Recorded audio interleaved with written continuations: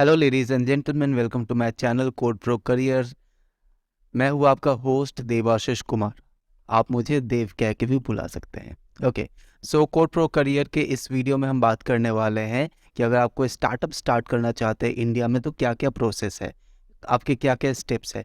तो 13 टोटल मैंने स्टेप्स को फाइंड आउट किया है। मैं फिर से बता दूं, इस वीडियो को बनाने के लिए बहुत ज़्यादा रिसर्च करने की ज़रूरत पड़ी है। हर एक जो कोई भी आपका स्टार्टअप होता है उसको एनालाइज किया गया है, हर एक के प्रोसेस को कंबाइन किया गया है। इस 13 स्टेप्स में से कुछ कुछ स्टेप्स है जो कि किसी एक स्टार्टअप में काम नहीं आती है तो किसी दूसरे में आती ही आती है। सो मैंने सबको कंबाइन करके एक 13 सिंपल स्टेप्स प्रोसेस बना दिया आप लोग के लिए, अगर आप कोई स्टार्टअप स्टार्ट करना चाह रहे हैं इंडिया में। ओके, सो वीडियो को स्टार्ट करते हैं। सबसे पहला स्टेप है, अगर आप कोई भी स्टार्टअप स्टार्ट करना चाह रहे हैं, सबसे पहले तो मैं स्टार्टअप के बारे में बता देता हूँ, ठीक है।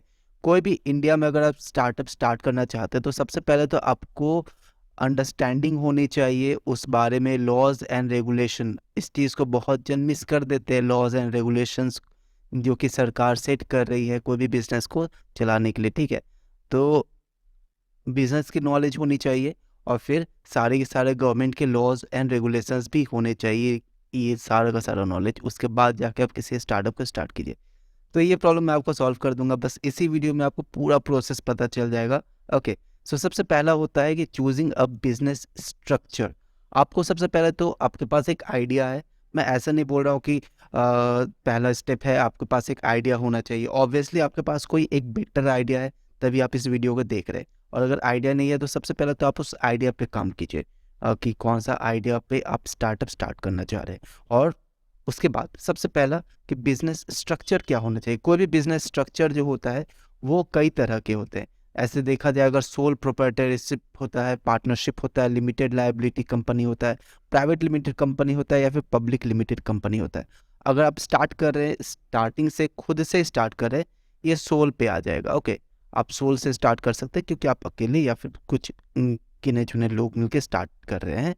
और अगर एक से ज़्यादा है तो आप इसको पार्टनरशिप स्टार्टअप भी कह सकते हैं। ओके, सो अगर आप सिंगल सिंगल अगर आप स्टार्ट कर रहे हैं तो ये आपका सोल में आ जाएगा। अगर आपका मोर देन टू है या फिर टू है तो ये आपका पार्टनरशिप में आ जाएगा। ओके, सो स्टार्टअप इस तरह से पहले दो होते हैं, उसके बाद फिर आप उसको लिमिटेड कंपनी बनाना चाहते हैं, प्राइवेट लिमिटेड या फिर पब्लिक लिमिटेड कंपनी।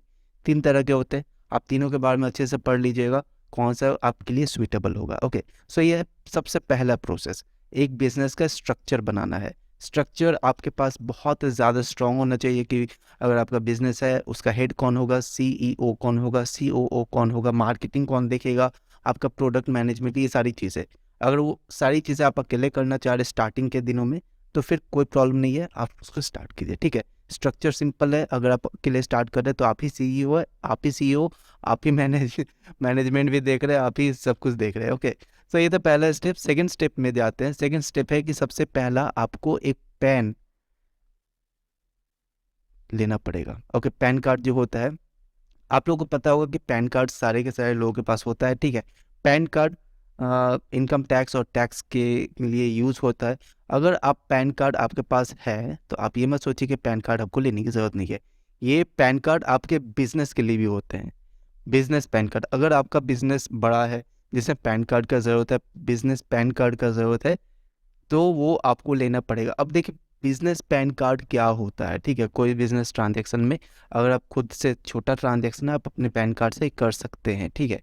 बिजनेस के लिए पैन कार्ड होता है, कई सारे लोगों का कंबाइन ऐसे पैन कार्ड होता है। ओके, सो आपको पैन कार्ड लेना है, आप इस पर भी देख लीजिएगा। अगर आप सोलो स्टार्ट कर रहे हैं तो आपके पैन कार्ड से काम चल जाएगा। बिजनेस के लिए तो फिर बिजनेस का पैन कार्ड आप ऐसे इनकम टैक्स डिपार्टमेंट से आप बना सकते हैं, ठीक है।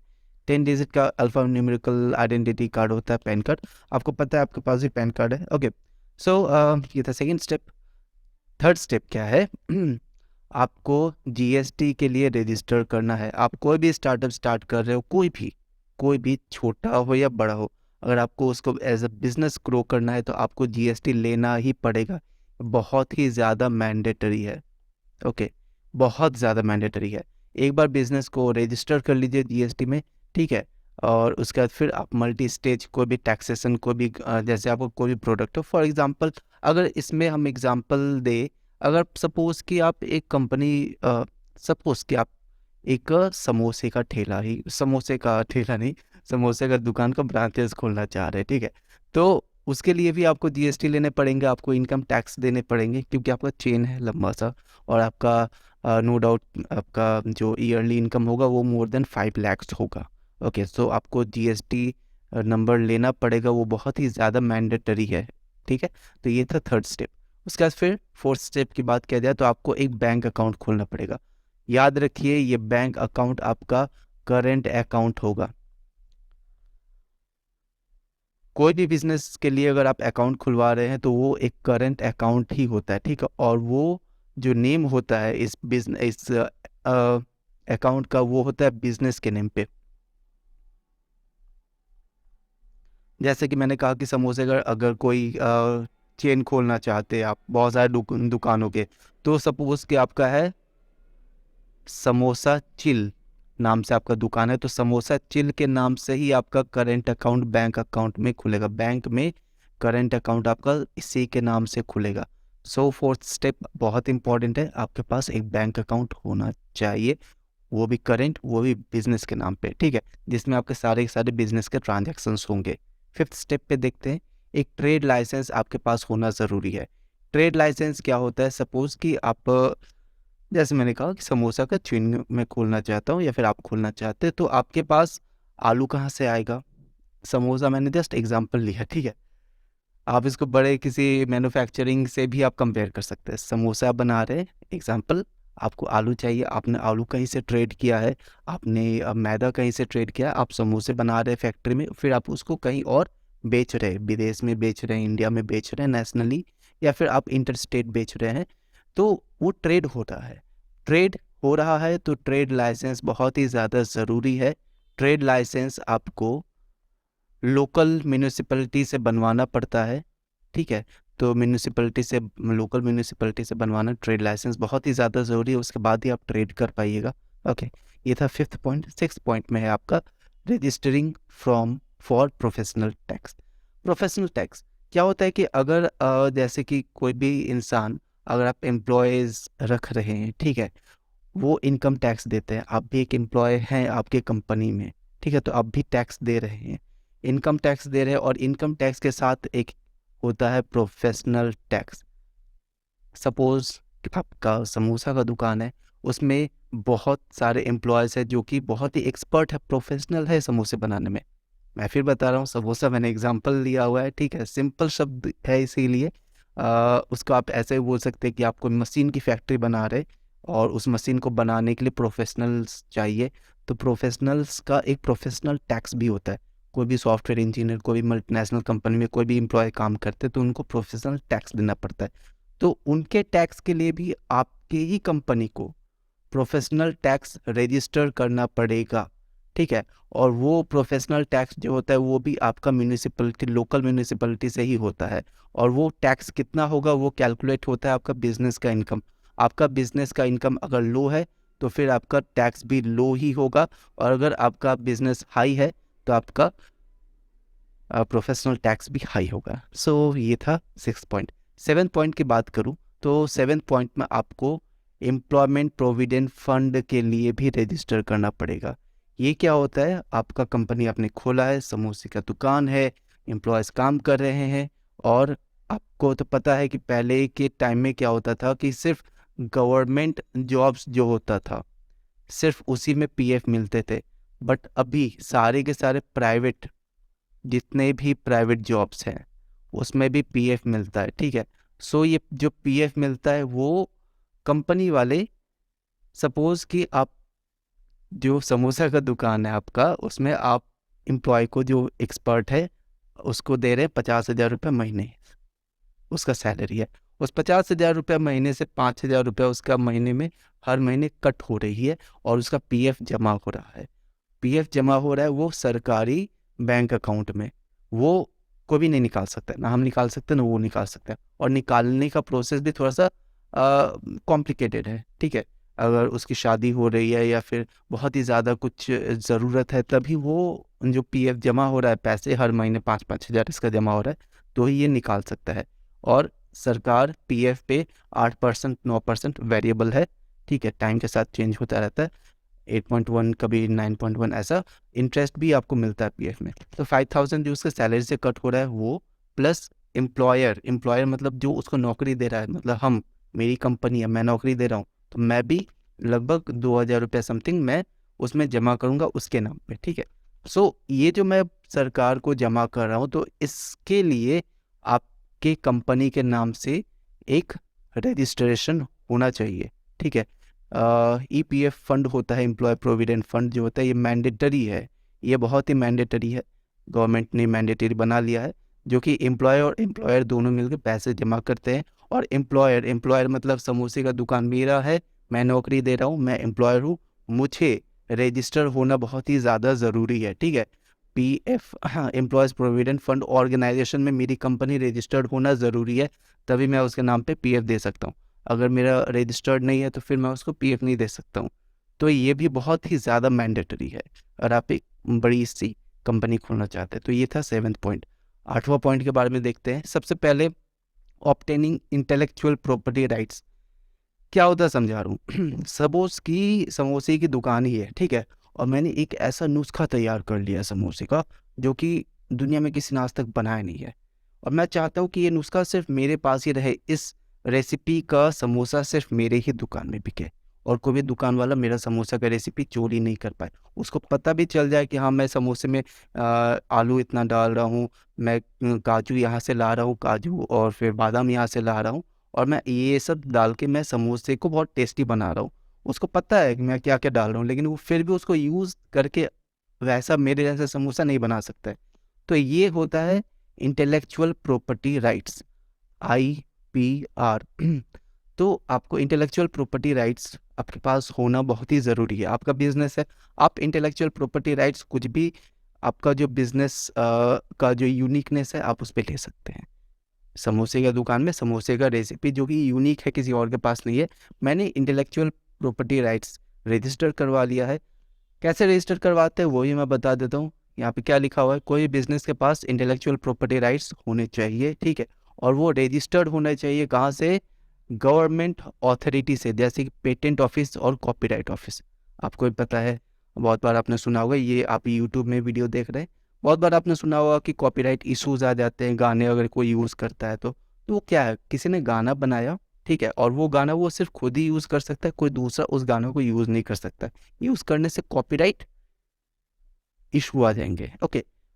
पेटेंट ऑफिस, यहाँ पे जैसे आप देख सकते हैं पेटेंट ऑफिस क्या होता है, जैसे मैंने कहा मेरी रेसिपी है, मैंने उसको रजिस्टर करवाया, मैं ही यूज़ कर सकता हूँ, किसी और को अगर यूज़ करना है तो वो मुझसे परमिशन ले, मुझे कमीशन दे।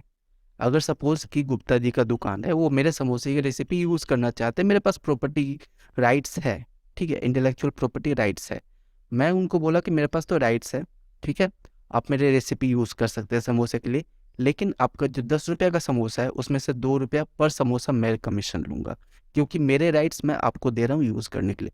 सो इस टाइप से इंटेलेक्चुअल प्रॉपर्टी राइट्स जो है वो काम करती है, ठीक है।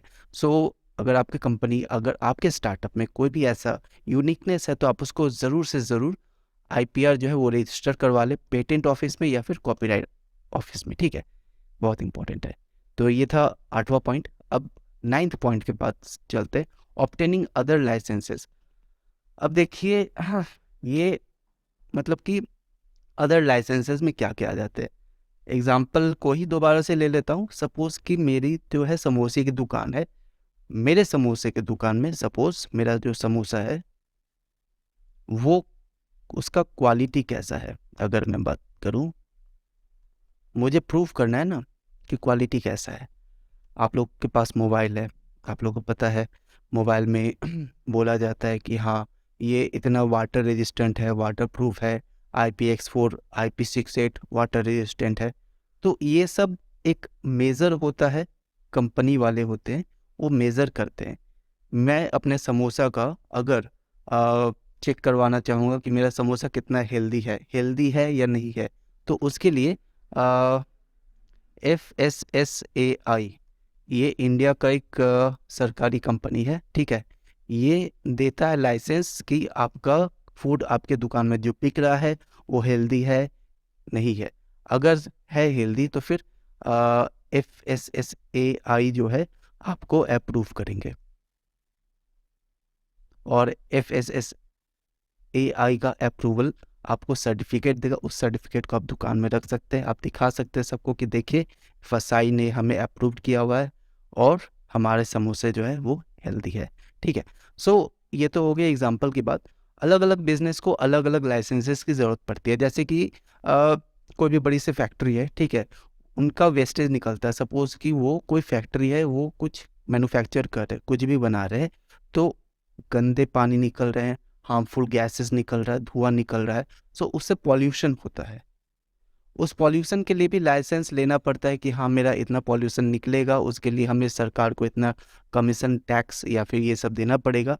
सो ये सारी चीज़ें जो होती है यहाँ पे अगर देखें, अलग अलग बिजनेस के ऊपर डिपेंड कर रहा है नेचर ऑफ ऑपरेशन, आपका ऑपरेशन कैसा है। तो ज़रूरी भी है कि आपको अलग अलग तो ज़रूरी भी है कि आपको अलग अलग टाइप के लाइसेंसेस और परमिट लेने पड़ेंगे। परमिट्स, ओके, जैसे कि अगर पॉल्यूशन हो रहा है तो air pollution, land pollution, water pollution, sound pollution, ये सारी चीज़ों के परमिट लेने पड़ते हैं, ठीक है।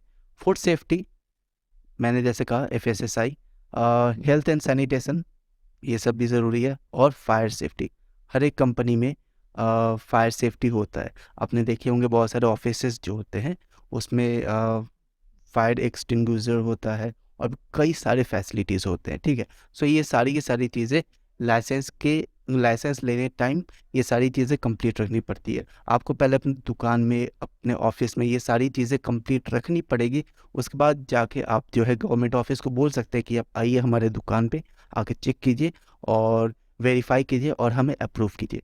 वो गवर्नमेंट ऑफिसेस आएंगे, देखेंगे आपका बिजनेस कैसा है, कोई इन्वायरमेंट को हार्म तो नहीं पहुंचा रहा है या पहुंचा रहा है, और ऐसा है तो फिर वो आपको लाइसेंस नहीं देंगे। वो बोलेंगे कि आपका ये ख़राब है तो इसको सुधारिए, आप उसको सुधार लीजिए, फिर वो आके चेक करेंगे सब सही है, आपको लाइसेंस मिल जाएगा। ओके, तो ये था 9th पॉइंट। ओके, तो ये था 9th पॉइंट कि आपको बहुत सारे अलग अलग टाइप के लाइसेंसेस लेने पड़ेंगे। अगर मैं नेक्स्ट पॉइंट की बात करूँ, 10th पॉइंट, 10वां जो पॉइंट है वो है compiling with the labour laws. अब क्या होता है कि आप अपने बिजनेस में, मेरे समोसे की दुकान में मैं कई सारे एम्प्लॉयज़ को रखा हुआ हूँ, ठीक है, वो समोसे बनाते हैं। अब वो तो मेरे लिए लेबर है, कोई भी कंपनी में अगर कोई स्टाफ है वो लेबर होते हैं, ठीक है। तो हर एक लेबर को एक मिनिमम वेज देना पड़ता है, बहुत सारे बेनिफिट देने पड़ते हैं, छुट्टियाँ देनी पड़ती है, उनका इंश्योरेंस, उनका मेंटेनेंस, हम उनके ऊपर क्या खर्चा कर रहे हैं और किस टाइप का मतलब कि इन्वायरमेंट में रख रहे हैं, ये सारी चीज़ें दिखानी पड़ती है। तो ये सारी चीज़ें लेबर लॉज में लिखी हुई है। अगर आपके पास कोई भी अगर लेबर काम कर रहे हैं तो आप उसको मिनिमम जो सैलरी है कम से कम उतना देना ही पड़ेगा, जो आपका मिनिमम वेजेस है वो देने पड़ेंगे। आपको छुट्टियाँ देनी पड़ेंगी, जो सरकारी नियम होता है कि हाँ साल में इतना छुट्टी एटलीस्ट मिलना चाहिए, वो देना पड़ेगा। और भी कई सारे अदर बेनिफिट्स भी देने पड़ेंगे, जैसे हेल्थ के लिए बेनिफिट देना पड़ेगा, अगर आप हो सके तो रहने के लिए, खाने के लिए आपको बेनिफिट्स देना पड़ेगा। खाने के लिए तो बेनिफिट्स नहीं भी देने से चलेगा, रहने के लिए देना पड़ता है कभी कभी, ठीक है। सो वो सारी चीज़ें आपको चेक करना पड़ेगा कि आपके बिजनेस जिस तरह के है, आपको लेबर्स को क्या क्या फैसिलिटीज़ बेनिफिट देना पड़ेगा, और उसके बाद फिर मेंटेन भी करना होगा सारे के सारे एम्प्लॉयज़ के सारे रिकॉर्ड्स को, सब कुछ आपको रखना पड़ेगा, ठीक है। सो ये था 10th पॉइंट। अगर अब 11वीं पॉइंट की बात की जाए तो आपको एम्प्लॉय स्टेट इंश्योरेंस के लिए रजिस्टर करना पड़ेगा। हर एक एम्प्लॉय के पास, जो भी एम्प्लॉय जो भी आपकी कंपनी में काम करेंगे उनके पास इंश्योरेंस होने चाहिए, ठीक है। इंश्योरेंस काफ़ी ज़्यादा इंपॉर्टेंट है। हर एक कंपनी, कोई भी अगर आप स्टार्ट कर रहे हैं तो उसमें जो भी आपके एम्प्लॉयज़ रहेंगे उनको इंश्योरेंस देना ज़रूरी है, हेल्थ इंश्योरेंस, ओके। हर एक कंपनी देती भी है, तो आपको रजिस्टर करना पड़ेगा ESI से, ये काफ़ी ज़्यादा इंपॉर्टेंट है। एम्प्लॉय स्टेट इंश्योरेंस जो है ये एक मैंडेटरी कॉन्ट्रीब्यूशन है जो कि एम्प्लॉयर को बेनिफिट ऑफ एम्प्लॉयज़ में देना पड़ेगा। 10th पॉइंट में आपने देखा था बेनिफिट, ये उसी का एक प्रकार ही आप मान सकते हैं, ठीक है। बेनिफिट में आपको इंश्योरेंस देना पड़ेगा। हर एक एम्प्लॉयर मस्ट रजिस्टर, एम्प्लॉयर मतलब मेरा समोसा का दुकान है, मैं मालिक हूँ, मुझे अपना समोसा का दुकान को रजिस्टर करना पड़ेगा एम्प्लॉयज़ स्टेट इंश्योरेंस कॉरपोरेशन एसिक में, ठीक है। और अपना रेलिवेंट ये कॉन्ट्रीब्यूशन भी देना पड़ेगा, मुझे पैसे भी देने पड़ेंगे इंश्योरेंस कंपनीज़ को अपने एम्प्लॉयज़ के लिए। मेरे पास जो भी स्टाफ काम कर रहे हैं, रामू श्यामू काम कर रहे हैं, मुझे उनके तरफ से पैसे देने पड़ेंगे स्टेट हेल्थ इंश्योरेंस एजेंसी को उनके इंश्योरेंस के लिए, ठीक है। ये सारी चीज़ें भी याद रखिएगा अगर आप कोई स्टार्टअप स्टार्ट करना चाह रहे हैं। नेक्स्ट 12th पॉइंट है obtaining environmental clearances. Environmental clearances अभी मैंने कुछ देर पहले आपको बताया कि लाइसेंसेस लेने पड़ते हैं। सो ये भी एक उसी टाइप का है, लाइसेंस लेने का ही प्रकार है कि आपको इन्वायरमेंटल क्लियरेंसेस लेने पड़ेंगे। मेरे जैसे समोसा का दुकान मैंने कहा, उससे जो भी पानी निकलता है, गंदगी पानी, प्लेयर्स धो रहे हैं ये लोग, एम्प्लॉयज़ लोग, उससे जो पानी निकल रहा है वो जाके रोड में तो कहीं नहीं ना जाके जमा हो रहा है कहीं, या फिर किसी एक घर पे तो नहीं ना घुस रहा है। ये मैंने एग्जांपल लिया। इसी टाइप का अगर आपका बिजनेस है, उससे धुआं निकल रहा है, गंदा पानी निकल रहा है, लैंड को ख़राब हो रहा है, या फिर कुछ शोर शराबा हो रहा है जिसकी वजह से आसपास के एनवायरनमेंट ख़राब हो जा रहा है, तो ये सारी चीज़ें जो है क्लियरेंस पहले लेनी पड़ती है। अक्सर आप देखिएगा कि कोई भी बड़ी फैक्ट्री जो होती है वो शहर से दूर होती है, ताकि शहर में जो लोग रह रहे हैं उनके ऊपर कोई भी इफेक्ट ना पड़े। तो आपको आपका जो बिज़नेस का टाइप क्या है, स्केल क्या है, इस हिसाब से आपको इन्वायरमेंटल क्लियरेंस लेना पड़ता है, ठीक है। और ये क्लियरेंस आपको मिलेगा central pollution control board CPCB से, ठीक है। वो साल पहले बिजनेस को अच्छे से देखेंगे, उसका फिर उन इन्वायरमेंटल रेगुलेशंस पे काम होगा, ठीक है। और फिर वो बताएंगे कि ये रेगुलेशंस में क्या क्या आपको सही है, क्या क्या करना पड़ेगा, क्या क्या नहीं करना पड़ेगा, उसका फिर आपको क्लियरेंस मिलेगी। नेक्स्ट 13th पॉइंट जो कि सबसे लास्ट पॉइंट है, ओके, है compiling with tax laws. India में अगर आपको बिजनेस चलानी है, टैक्सेस काफ़ी ज़्यादा है। हाँ, दुनिया के कंपैरिजन में एवरेज बोलेंगे, कई सारे दूसरे कंट्रीज़ ज़्यादा लेते हैं, कई सारे कंट्रीज़ तो टैक्स लेते नहीं है, जैसे सऊदी अरेबिया, दुबई तो टैक्स लेते ही नहीं है, ठीक है। तो इंडिया में हम लोग बिज़नेस स्टार्ट कर रहे हैं, तो हम लोग को जो है यहाँ के रिलेवेंट टैक्स लॉज और रेगुलेशंस को फॉलो करना पड़ेगा। जहाँ जहाँ पे जो जो टैक्स होते हैं वो सारी चीज़ें टैक्स फाइलिंग करनी पड़ेगी। कंपनी को हर साल टैक्स फाइलिंग करनी पड़ेगी। होता है ना, जैसा आपने सुना होगा, मैं टैक्स फाइल करने जा रहा हूँ, ठीक है। जितना भी आपका इनकम हुआ है वो सारे के सारे इनकम टैक्स रिटर्न, ITR जो होता है वो, उसका फिर advance tax returns, corporate tax returns, ये सारी चीज़ें आपको देखना पड़ेगा। वो सबको आपको मैनेज करके टैक्स लॉज में आपको भरना पड़ेगा इनकम टैक्स, ठीक है। तो ये सारी चीज़ें जो है, ये सारे प्रोसेसेस है कोई भी स्टार्टअप इंडिया में स्टार्ट करने के लिए, और ये सारी चीज़ें बहुत ही ज़्यादा ज़रूरी है। अगर आप कोई भी स्टार्टअप स्टार्ट करना चाह रहे हैं इंडिया में, ये सारे लॉज आपको फुलफिल करने पड़ेंगे, तभी जाके इंडिया में आप स्टार्टअप स्टार्ट कर सकते हैं। आप शार्क टैंक इंडिया देखते हैं, वहाँ पे कई सारे स्टार्टअप आते हैं, बोलते हैं कि मैंने इसका बिज़नेस खोला, उसका बिज़नेस खोला, तो उन सारे के सारे स्टार्टअप्स ने ये सारी के सारे रेगुलेशंस को फॉलो किया है, सब कुछ उन्होंने माना है, सारे लॉज को, सारे क्लियरेंसेस लिए हुए हैं। वो लोग बोलते हैं ना शार्क टैंक इंडिया में कि हमारे पास इसका राइट्स है, कॉपीराइट है, पेटेंट करवाया हुआ है, ये है वो है, फलाना ढिमकाना। तो ये सारी चीज़ें लेने के बाद ही आप एक कंपनी खोल सकते हैं इंडिया में, ठीक है। तो बहुत ही ज़रूरी चीज़ है ये चीज़ें आपको जानने के लिए। अगर आपको भी कहीं शार्क टैंक इंडिया में जाना है, आपको बड़ी कंपनी खोलनी है, तो ये सारी, इस वीडियो को तो सेव कर लीजिए, हर एक का तो फ़ोटो ले लीजिए, इसका फ़ोटोज़ स्क्रीनशॉट लेके इसका PDF बना लीजिए, अपने पास रख लीजिए, ग्रंथ बना लीजिए इसको, बहुत ज़रूरी है, ठीक है। So that's all for this video. अगर मैं समरी बताऊँ तो सबसे पहले आपको एक बिजनेस स्ट्रक्चर चूज़ करना है, उसका फिर पैन कार्ड बनानी है, सेकंड आपको GST के लिए रजिस्टर करना पड़ेगा, करंट बैंक अकाउंट खोलना पड़ेगा, फिर आपको ट्रेड लाइसेंसेस लेने पड़ेंगे, फिर प्रोफेशनल टैक्स के लिए आपको रजिस्टर करना पड़ेगा, उसका फिर PF के लिए आपको रजिस्टर करना पड़ेगा, उसके बाद आपके पास कोई इंटेलेक्चुअल प्रॉपर्टी राइट्स अगर है, कुछ यूनिक आपने बनाया है, आविष्कार कुछ किया है, उसका आपको पेटेंट लेना पड़ेगा। उसके बाद और भी दूसरे लाइसेंसेस आपको लेने पड़ेंगे, लेबर लॉज को मानना पड़ेगा, फॉलो करना पड़ेगा, साइन करना पड़ेगा, ठीक है। उसका फिर ESI स्टेट इंश्योरेंस जो होता है एम्प्लॉयज़ के लिए, खुद के लिए भी, वो आपको लेना पड़ेगा। नेक्स्ट है आपका इन्वायरमेंटल क्लियरेंस, सारे के सारे होने बहुत ही ज़रूरी है। और 13th है आपका कंपाइलिंग विद टैक्स लॉज, जो भी आपके टैक्स बनते हैं, टैक्स फाइल करना पड़ेगा, और ये सारी चीज़ें आपको सरकार को जमा करना पड़ेगा। सो ये था समरी पूरे वीडियो का, okay. Thanks for watching this video. मैं बहुत ही आप लोग का शुक्रगुजार होऊंगा अगर आप सब्सक्राइब कीजिएगा इस चैनल को, बिकॉज मैंने बहुत मेहनत की इस वीडियो को बनाने के लिए। कई सारे बिजनेसेस को मैंने पढ़ा, स्टडी किया, उसका मैंने बहुत अच्छे से ज्ञान विचार किया, उससे निकाला समरी कि कैसे एक स्टार्टअप को स्टार्ट किया इन लोगों ने। ये पूरा कंटेंट बनाने में मुझे 7 दिन लग गए। तो प्लीज़ सब्सक्राइब कीजिए, लाइक कीजिए इस वीडियो को और शेयर कीजिए इस वीडियो को अपने तमाम दोस्तों को जो शार्क टैंक इंडिया देखते हैं। अपने मम्मी पापा को भी शेयर कीजिए, भाई बहन को भी शेयर कीजिए, सबको शेयर कर दीजिए और सबको बताइए कि कोई भी बिज़नेस वो कैसे स्टार्ट कर सकते हैं। बहुत ही सिंपल स्टेप्स है, ठीक है। और कमेंट कीजिए आपको ये वीडियो कैसा लगा। आपका कुछ अगर फीडबैक हो, फीडबैक मुझे बहुत ही ज़्यादा पसंद होगा अगर आप कुछ फीडबैक दे सकते हैं। सो प्लीज़ कमेंट में फीडबैक लिखिए, इस वीडियो में क्या पसंद आया, क्या पसंद नहीं आया, दोनों ही फीडबैक में गिने जाते हैं। क्या पसंद आया, अगर आप वो बताइएगा तो मैं उस चीज़ को कंटिन्यू करूँगा। क्या पसंद नहीं आया और उसको कैसे करना है वो अगर आप बताइएगा तो बहुत ही ज़्यादा शुक्रगुजार हूँगा आपका। So that's it from the code pro career YouTube channel. मैं हूँ देवाशीष कुमार और आपसे मुलाकात होगी नेक्स्ट वीडियो में। तब तक के लिए goodbye. Thank you for watching.